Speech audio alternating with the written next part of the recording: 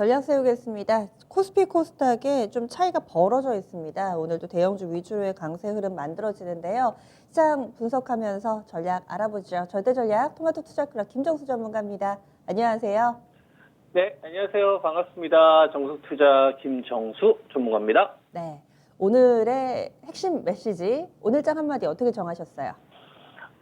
저는 주식시장 변곡 라인 코스피 지수 기준으로 이제 2,990을 말씀을 좀 드렸었잖아요. 요거에 좀 연장선이다라고 보시면 될 것 같습니다. 네, 당분간은 좀 어느 정도 박스권을 형성할 거다라면서 2,990 라인 상당히 좀 강조를 해주셨는데 좀 더 설명을 해주시죠.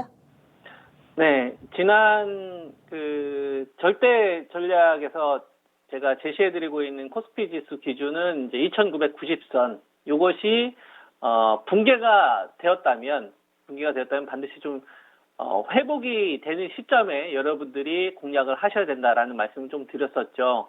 그리고 이게 붕괴가 되게 되면 현재 시장에 대해서는 우리가 이제 2012년도 이전에 프리미엄을 줬던 요 수준으로 다시 가는 게 아니라는 것이기 때문에 이제 박스권의 이제 기준 라인으로 제가 이제 2,990선을 제시를 해드렸었죠. 이거는 단순히 좀 기술적인 의미를 가지고서 판단하시기보다 좀 시장이 주는 의미, 우리나라 산업들이 골고루 돈을 벌었을 때 이익의 어떤 균형, 산업의 어떤 균형이 이루어졌을 때 주는 밸류다라고 보시면 현재 시장에서 무엇을 좀 필요로 하는지 그리고 어떤 것을 채워가면서 좀 주식시장을 좀 바라봐야 되는지 많은 힌트가 저는 여기에 담아 있다라 좀 보거든요. 그래서 지금 지수는 2,990을 붕괴했다가 이제 회복이 되는 시점에 오늘 이제 코스피 지수가 3,142선까지 올라오는 흐름이 나왔는데요. 이제 직전구쯤 한 3,200선 정도에서 무너졌기 때문에 요거 라인까지 있는 거죠.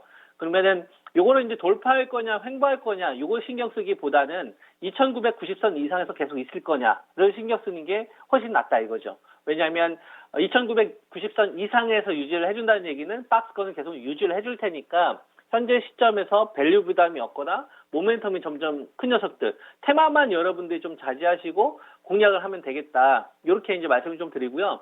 요 구간에서 우리가 좀 주의를 해야 될 거는 이제 작년도 12월 달부터 이제 시장이 이제 이 상승 사이클을 강화시키면서 올라왔기 때문에 좀 따라가더라도 수익을 낼 수 있었던 주식들이 되게 많았거든요. 왜냐면은 추세를 만드는 구간이었기 때문에. 근데 지금은 기업들이 이제 올해 1월 달을 기점으로 해서 이제 실적 발표, 잠정 실적 발표 지금 하나둘씩 가셔야되고 있고, 그다음 이제 대기업들이 이제 중형도 기업들까지도 이제 실적 발표를 가면서 어느 정도 시장에서 예상했었던 것들이 하나둘씩 오픈되고 있는 상황이기 때문에 기대치가 이제 크다고 해서 상대적으로 주식들이 과거처럼 큰 랠리가 나오기보다는 답보 흐름은 당분간 저는 보일 거다라 보거든요.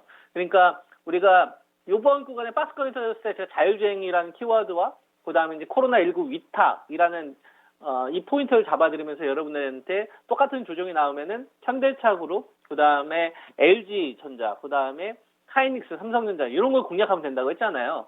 그래서 지금 지수도 보면 애플 쪽에 이제 4조 원 정도 추가 투자한다는 요 내용 나오면서부터 이슈죠. 물론 이제 언론 보도입니다. 아직 공식 발표는 아니고요. 근데 주식에서 반응하는 걸 보면 확실히 기아자동차라든지 현대모비스라든지 현대차가 가장 빨리 반응을 하더라.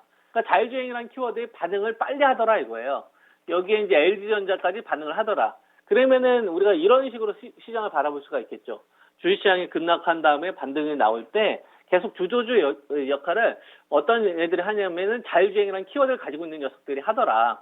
요 말씀을 좀 드리는 겁니다. 그리고 하이닉스 같은 경우도 제가 여러분들한테 조정이 나왔을 때 11만 8천 원짜리 이야기 했었잖아요. 11만 8천 원짜리와 11만 2천 원짜리 요 자리가 나오면 이제 공략을 하셔야 된다라는 말씀을 좀 드렸는데 실제로 반등 나왔던 자리가 11만 8천 원짜리거든요. 그죠? 그래서 11만 8천 원짜리에서 반등을 했다는 얘기는 박스권의 어떤 첫 번째 테스트 과정이 좀 합격하지 않았나.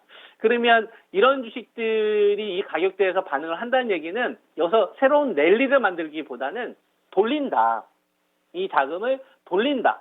라고 좀 보시면서 전략을 세우면 될 것 같고, 이 돌리는 키워드가 어떤 거냐, 그냥 아무 주식이나 사는 게 아니라 딱 중심을 잡아야 된다는 얘기를 하고 있는 겁니다. 코로나 쪽 일구는 위탁 생산으로 가야 된다.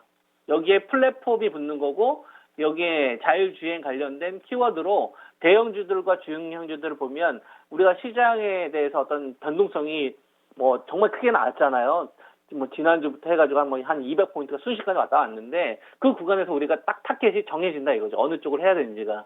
그러면 생각보다 시장을 조금 더 수월하게 우리가 대응하는데 많은 도움이 되거든요. 실제로 저도 이런 걸 반영을 해서 좀 리딩을 좀 하고 있고요. 실전에서도. 그러니까 여러분들도 이런 것들 참고하시면서 전략을 다시 한번 세우시는 게 좋지 않을까 이런 말씀 좀 드릴 수 있을 것 같습니다. 네. 오늘도 뉴스가 상당히 많이 나오고요. 시장의 영향력도 상당한데 이 중에서 집중해 봐야 할 부분들 혹은 놓치는 내용 없는지 몇 가지만 좀 봐주시죠. 네, 저는 그러니까 대형주들은 크게 이렇게 보면 될 것 같아요. 삼성그룹, 그 다음에 현대차그룹, 그 다음에 LG전자그룹. 우리나라에서 재계 5위권 안에 드는 기업이잖아요. 여기에 이제 SK그룹까지 더하게 되면 이제 사실상 우리나라에서 가장 큰 기업들이라고 볼 수가 있는데 이들 기업만 하는 거예요. 똑같은 이제 박스권 구간이 나왔을 때 똑같은 조정이 나오면 그죠? 삼성전자하고 하이닉스 막 조정이 나오면은 둘 중에 이제 기준가가 먼저 온 주식을 하는 거죠. 그러니까 말 그대로 대형주들을 가지고서 어떤 거 살까 이걸 고민하는 게 아니라 딱 대표주급들 가지고서 지수랑 같이 트레이딩 전략을 가져가는 겁니다. 코스피 지수 2,990가 그다음에 이제 3,200에 대한 이 부분은 좀 레벨 다운 시켜가지고 요걸 한 3,150선에서 한 80선 정도로 이제 당분간 박스 상단으로 가져가시고 하단에 올수록 공략을 하는 거죠. 주도 첫 조정만 하는 거예요. 그럼 내가 예를 들어서 기아차를 공략을 했었으면 신고가 흐름을 누리겠지만 이걸 지금 신규 공략하기 부담이 될 거 아닙니까? 그다음에 현대차와 현대모비스. 현대모비스는 제가 30만 원대 초반 정도 오면은 공략하라고 말씀을 좀 드렸는데 그 자리가 안 오고 지금 점프를 했잖아요. 이랬었을 경우에는 우리가 LG그룹을 노릴 수 있죠. 왜냐하면 제가 세트로 보잖아요. 삼성그룹, 그다음에 현대차그룹, LG그룹 자체를 동떨어서 보지 않고 자율주행이라는 키워드 안에서 보는 거잖아요. 그러면 LG전자가 한 16만 4천 원 정도 되는데 요거하고 이제 LG 정도 두 개 정도를 묶어가지고 거래하면 되겠죠. 그래서 뭐 이번 주 오늘이 이제 수요일인데 목금 정도 한 이틀 정도 지나게 되면은 뭐 나름대로 어떤 가격 조정이나 이런 시점이 또 올 거 아닙니까? 그 구간에 하는 거죠. 그러면 요 정도 안에서만 하더라도 대형주 지수에 연계되는 수익률을 전 누릴 수 있다. 이렇게 이제 보고 있고 대형주들 가운데서 이런 어떤 랠리가 나온 다음에 차익실현 물량이 나오면서 윗꼬리가 달릴 수 있잖아요. 그래도 이 자금은 어디 가지 않는다. 저는 그렇게 되게 되면 또 다시 IT 반도체 중형주급으로 이동을 할 거다라고 보고 있거든요. 그러면은 우리가 애플카 나오면은 반도체 필요하잖아요. 그죠? 그럼 반도체 안 할 겁니까? 자율주행이라는 키워드가 점점 이렇게 시장 메인이 되는데 그죠? 반도체 안 할 거냐 이거죠. 원익 IPS나 보다나 그다음에 이제 테스 그죠? 그다음에 원익 QNC 그다음에 하나모틀 이런 애들 다 타켓이 되는 거예요. 우리가 똑같은 순환매를 공략을 하더라도. 그리고 저는 OLED도 디스플레이도 좋게 봐야 된다고 보고 있는데 그랬을 경우에 이제 덕산, 네오룩스나 ICD 이 두 마리 가지고서 거래하면 되는 거죠. 그러면 우리가 얼마나 편해요. 우리가 딱 주식을 공략을 했었을 때 중심을 못 잡아서 휘둘렸는데 중심이란 키워드를 딱 잡으니까 대형주들과 중형주들 사이에서 여기서만 트레이드 교체해가지고 우리가만 거래하더라도 지금 시장 훨씬 더 수월하게 부드럽게 저는 대응할 수 있다. 이렇게 이제 보고 있고요.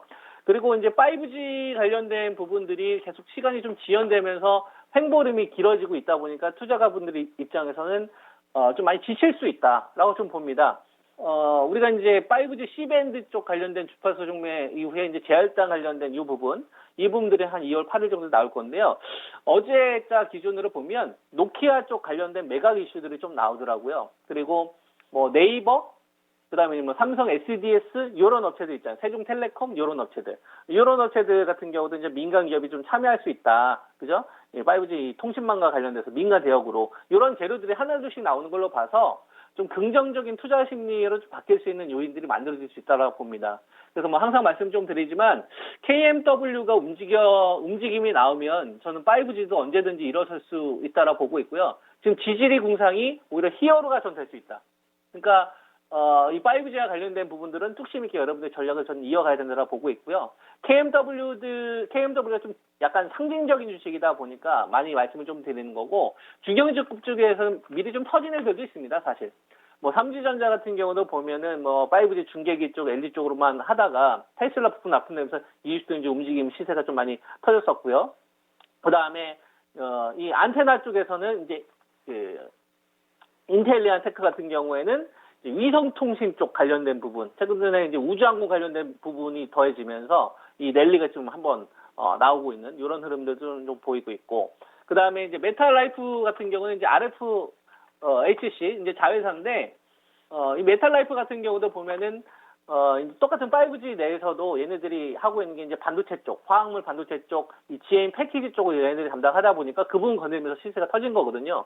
그러니까 우리가 보통 5G를 볼 때는 KMW나 뭐 오이 솔루션이나 이런 어떤 대표주들 많이 이용을 하고 이야기를 하고 있기 때문에 걔네들 보면 별로 안 움직이는 것 같지만 좀 수영주들은 일부 좀 움직이 나온 애들이 있어요. 그래서 5G와 관련된 부분들도 전략을 유지를 해야 된다. 전략을 바꿔서는 안 된다.